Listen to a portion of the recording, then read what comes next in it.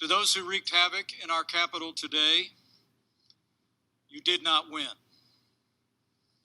Violence never wins. Freedom wins. And this is still the people's house.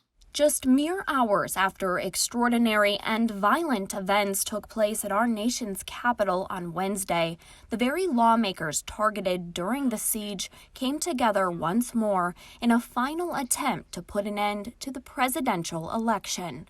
Ultimately, the terroristic tactics to overturn the result proved futile, as just before dawn, Vice President Mike Pence announced Joe Biden won the election.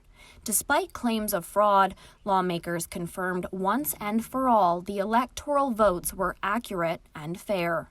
Following this decision, the sitting president said on Twitter, "Even though I totally disagree with the outcome of the election and the facts bear me out, nevertheless, there will be an orderly transition on January 20th. The statement was attributed to Trump, but was posted by the White House's account, likely because the president's accounts had been temporarily locked due to, quote, repeated and severe violations of Twitter's civic integrity policy. Many people are calling the president out for instigating the violence that occurred at our nation's capital, saying just before the violence ensued, he encouraged his supporters to go to the Capitol and embolden lawmakers to throw out the electoral votes against him.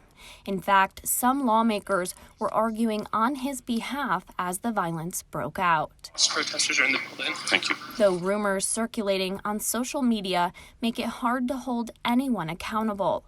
While many fingers point to Trump and his supporters, others point to Antifa, claiming they went undercover to incite the violence, for which there is currently no evidence to prove, but exemplifies the divide between this country that is no longer based on mere differing opinions, but the inability to agree on what is fact.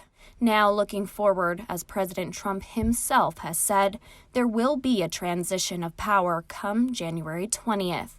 Joe Biden will be inaugurated as president. That much at this point is fact.